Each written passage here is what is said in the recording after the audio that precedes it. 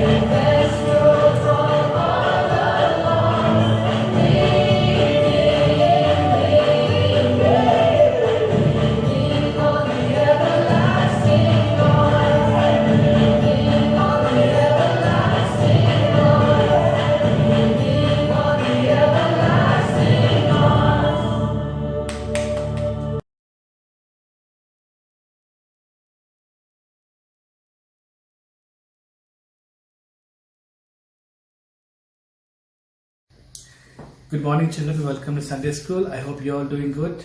I want to thank God for giving one more opportunity to come and talk in front of you. So, before we begin the service, let's begin with the word of prayer. Lord Jesus, we want to thank you for this day, Lord. Thank you for your grace and mercy, Master Lord Jesus. Lord, we want to thank you for giving us a new month, Lord Jesus. We want to thank you for taking care of throughout the last month. Lord, as we're going to begin this new month, Lord Jesus, you be with us and guide us, Lord. Help us, nourish us, keep us safe, Lord Jesus, and help us to come closer to you, Lord. Once again, I commit this time into your hands. In the mighty name of Jesus, I pray. Amen. Okay, so today's topic is faithful people thank God for Jesus.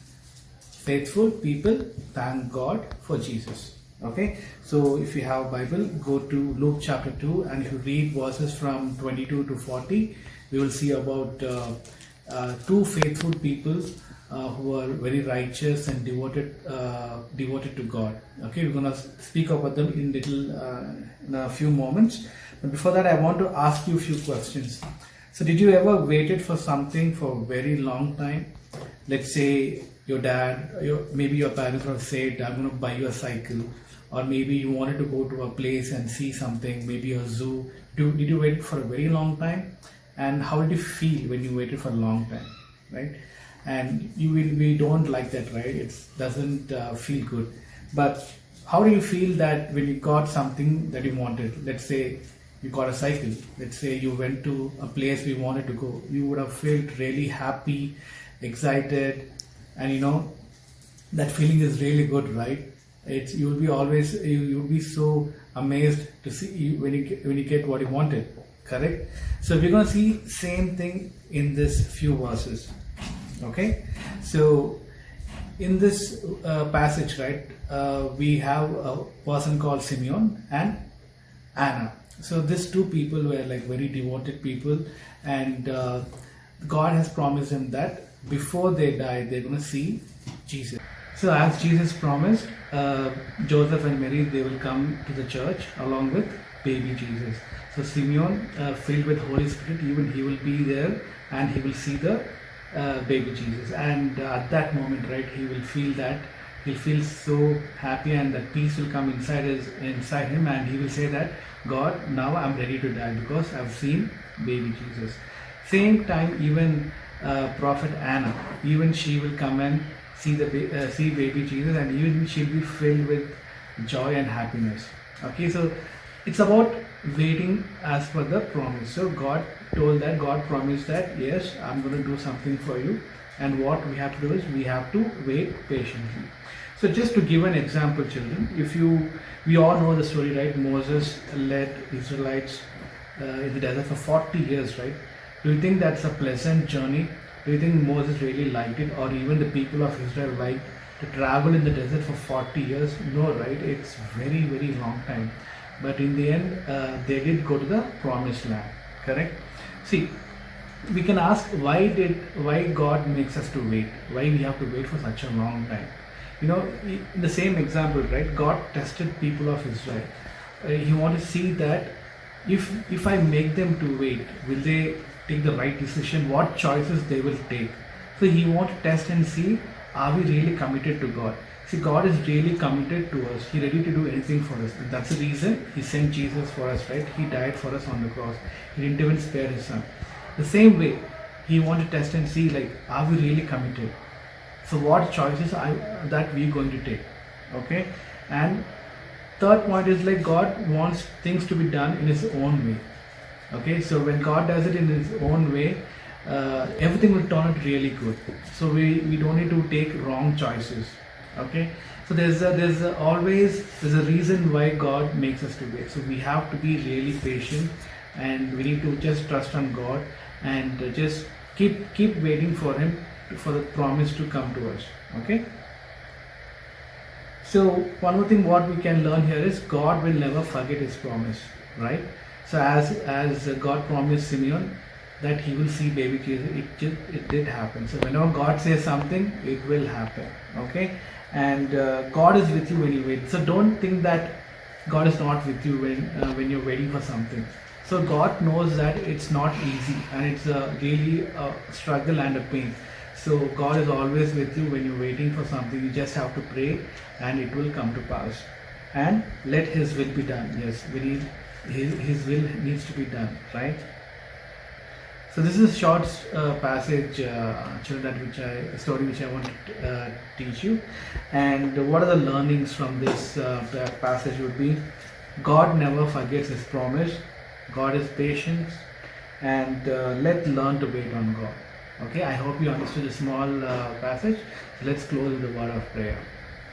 Lord Jesus, I want to thank you once again, Lord Jesus, for this short message that we heard. I pray that, Lord, you will give us the patience that we need in our life, oh Lord Jesus.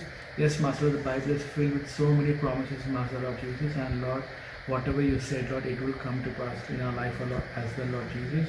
Once again, I pray for all the kids, continue to be with them, bless them, Lord Jesus, and bless their family members, Lord, until we see them, until come and see them next Sunday, Lord. In the name of Jesus, I pray.